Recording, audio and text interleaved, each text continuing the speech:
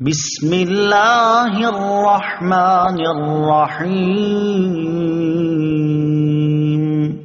اللہ کے نام سے شروع جو نہایت مہربان رحمت والا ہے۔ انزل من السماء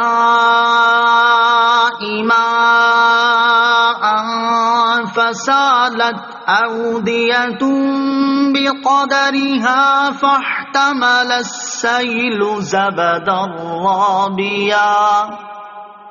ومما يوقدون عليه في النار ابتغاء حلية أو متاع زبد مثله كذلك يضرب الله الحق والباطل فأما الزبد فيذهب جفاء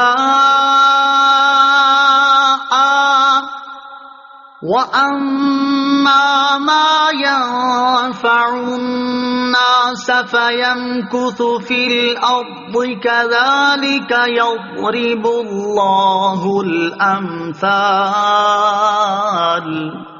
ترجمہ: اس نے آسمان سے پانی اتارا تو نالے اپنی اپنی گنجائش کی بقدر بہ نکلے، تو پانی کی رو اس پر ابھرے ہوئے جھاگ اٹھا لائی، اور زیور یا کوئی دوسرا سامان بنانے کے لیے جس پر وہ آگ دہکاتے ہیں اس سے بھی ویسے ہی جھاگ اٹھتے ہیں۔ اللہ اسی طرح حق اور باطل کی مثال بیان کرتا ہے، تو جھاگ تو ضائع ہو جاتا ہے اور وہ پانی جو لوگوں کو فائدہ دیتا ہے وہ زمین میں باقی رہتا ہے۔ اللہ یوں ہی مثالیں بیان فرماتا ہے۔ انزل من السماء ماء،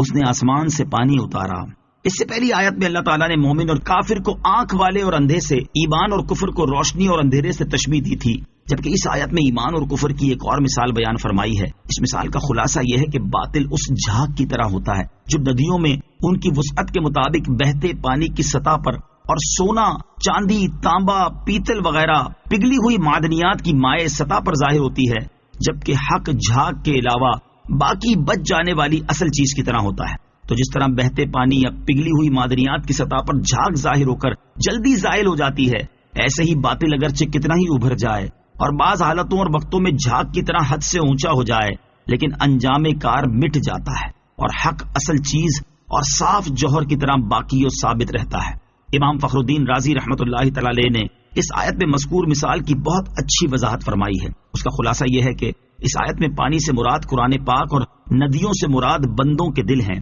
یعنی اللہ تعالیٰ نے اپنی کبریائی، جلالت اور احسان کے آسمان سے رحمت کا پانی یعنی قرآن پاک بندوں کے دلوں کی ندیوں میں نازل فرمایا۔ تو جس طرح ندیوں میں پانی جگہ پاتا ہے، اسی طرح دلوں میں قرآنی علوم کے انوار جگہ پاتے ہیں، اور جس طرح ندیوں میں ان کی گنجائش اور وسعت کے اعتبار سے پانی کم یا زیادہ ہوتا ہے، اسی طرح دلوں کی پاکیزگی اور نجاست، قوت فہم کی زیادتی اور کمی کے اعتبار سے ان میں قرآن پاک کے انوار کم اور زیادہ ہوتے ہیں، اور جس طرح بہتے پانی کی سطح پر ابھرنے والی جھاگ اور پگھلی ہوئی معدنیات کی سطح پر ظاہر ہونے والا میل کچیل جلدی ظاہر ہو جاتا ہے، اسی طرح قرآن مجید کے مضامین میں بظاہر جو شکوک و شبہات ہوتے ہیں وہ سرکار دو عالم علیہ الصلوۃ والسلام کے ارشادات اور علماء کرام کے بیانات سے جلدی ظاہر ہو جاتے ہیں، اور عقائد، شرعی احکام کی تصریحات، ہدایات اور علمی نکات باقی رہ جاتے ہیں۔ للذین استجابوا لربهم الحسنى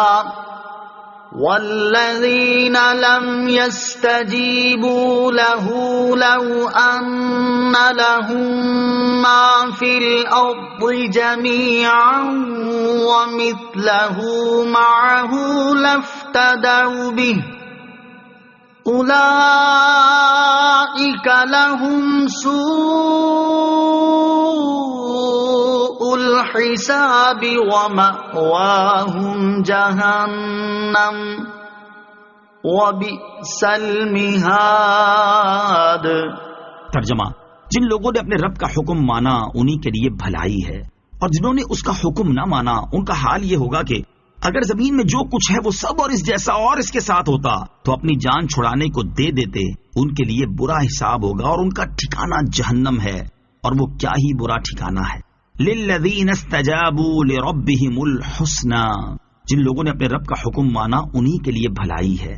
اس آیت کا خلاصہ یہ ہے کہ جن لوگوں نے اللہ تعالیٰ کی وحدانیت کا اقرار کیا، اللہ عز و جل اور اس کے رسول علیہ الصلوۃ والسلام پر ایمان لائے تو انہی کے لیے بھلائی یعنی جنت ہے، اور جو لوگ اپنے کفر و شرک پر قائم رہے ان کا حال یہ ہوگا کہ یہ اس قدر خوفناک اور تکلیف دہ حالت میں ہوں گے کہ اس سے جان چھڑانے کے لیے اگر زمین میں جو کچھ ہے وہ سب اور جیسا اور اس کے ساتھ ہوتا تو قیامت کے دن جہنم کے عذاب سے اپنی جانوں کو بچانے کے لیے فدیے کے طور پر دے دیتے، لیکن ان کی جان پھر بھی نہ چھوٹتی۔